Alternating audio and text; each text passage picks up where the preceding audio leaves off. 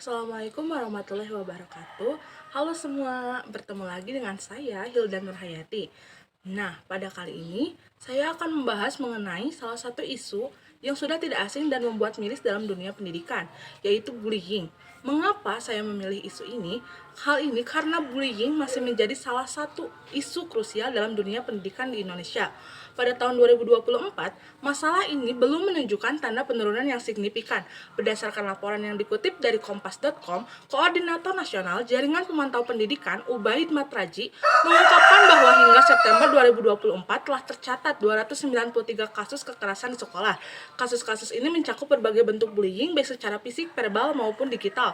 Fenomena ini mencerminkan adanya tantangan serius dalam menciptakan lingkungan belajar yang aman dan mendukung. Kekerasan di sekolah tidak hanya mengganggu proses belajar mengajar, tetapi juga berdampak buruk pada perkembangan psikologis dan sosial siswa.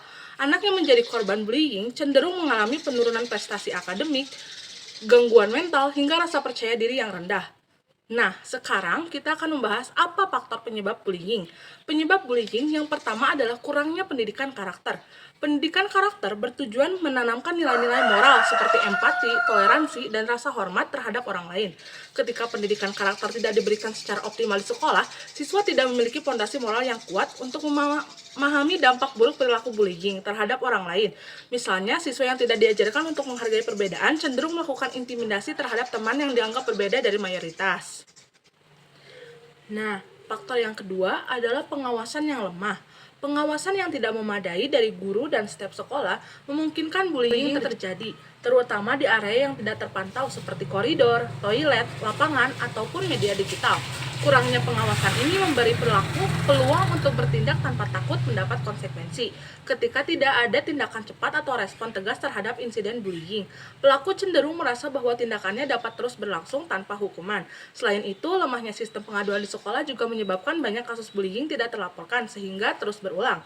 Yang ketiga adalah pengaruh lingkungan. Lingkungan keluarga atau teman sebaya memiliki pengaruh besar terhadap perilaku anak. Anak yang tumbuh dalam keluarga yang sering menggunakan kekerasan fisik atau verbal cenderung meniru perilaku tersebut di lingkungan sekolah. Selain itu, kelompok teman sebaya yang mendukung perilaku agresif atau mendiskriminasi kelompok tertentu dapat mendorong siswa untuk melakukan bullying demi diterima dalam kelompok tersebut.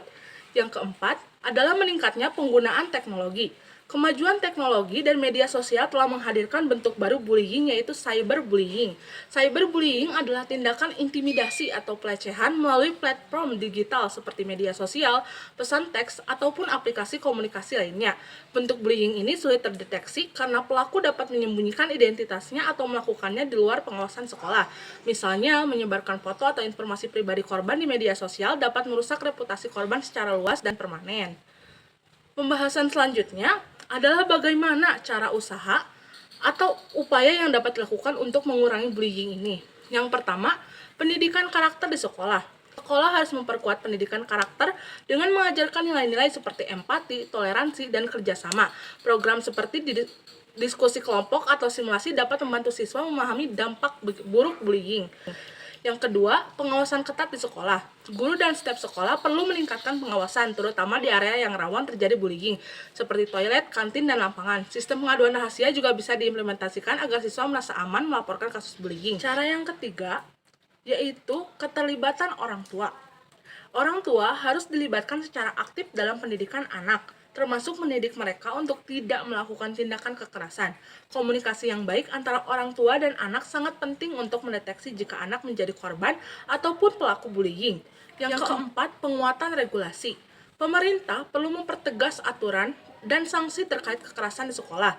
Selain itu, kampanye anti-bullying di media sosial dan komunitas lokal dapat membantu meningkatkan kesadaran masyarakat. Yang kelima, penerapan teknologi untuk deteksi dini. Penggunaan aplikasi atau platform untuk melaporkan kasus bullying secara anonim dapat membantu menangani masalah ini lebih cepat.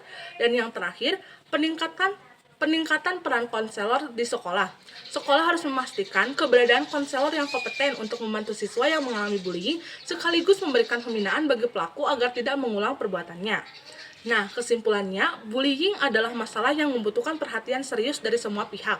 Dengan pendekatan yang komprehensif dan kolaboratif, diharapkan lingkungan sekolah di Indonesia dapat menjadi tempat yang aman, nyaman, dan mendukung tumbuh kembang siswa. Mungkin cukup sekian yang dapat saya sampaikan pada video kali ini. Mari kita jaga dunia pendidikan kita bersama. Sampai jumpa lagi.